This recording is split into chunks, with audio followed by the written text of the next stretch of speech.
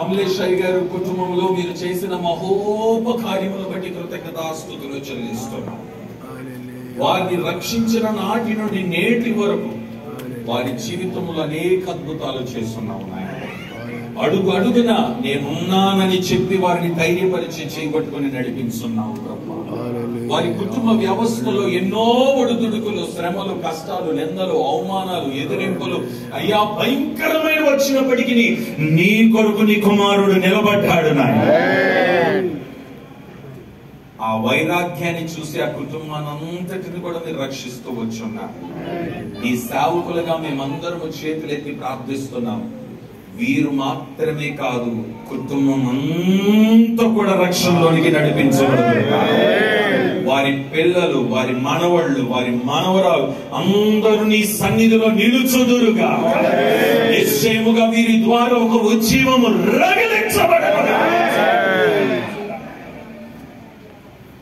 జగమ్మ తల్లి గారు ఒక నీతిమంతురాలు ప్రభువా, యథార్థవంతురాలు నాయన. పరిచర్య కొరకు కష్టపడింది, సేవకుల కొరకు నిలబడింది, సంఘము కొరకు నిలబడింది. ఏ రోజు కూడా ఆ మనిషిలో కపటం అనేది కనబడలేదు నాయన. అంత ప్రేమ కలిగిన తల్లి.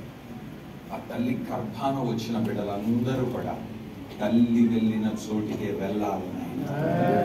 ఎవ్వరు కూడా విడిచిపెట్టబడడానికి వీల్లేదు. ఎవరు అగ్నికి ఆహుతి అవ్వడానికి వీల్లేదు.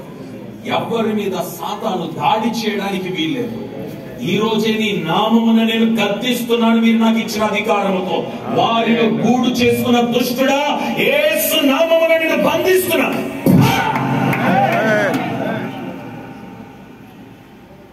వారిని పరిశుద్ధపరచు. ఈ రాత్రి ప్రతి ఒక్కరు నీ దర్శనము చూడాలి. ఈ రాత్రి ప్రతి ఒక్కరు నీ దర్శనము చూడాలి. ఈ కలవారి శిలువ యొక్క దర్శనము చూడాలి. వారిలో ఉన్న ప్రతి వ్యతిరేకపు ఆత్మను యేసు నామములో వదిలిపోవనుగా. కుటుంబంలో గొప్ప ఐక్యత, సంతోషం, సమాధానం, ప్రేమ, ఆనందం వారికి అనుగ్రహించు. గలస్థానికి సమర్పిస్తూ మరొకసారి ఈ కుటుంబాన్ని, వారి బంధువులను అందరినీ మీ చేతులకు సమర్పిస్తూ ఈ జగమ్మ గారి యొక్క జ్ఞాపకార్థ కూడికను ఆశీర్వాదకరంగా జరిపించినందుకై స్తోత్రాలు చెల్లిస్తూ యేసు నామమున అడిగి వేడుకుంటున్నాము తండ్రి.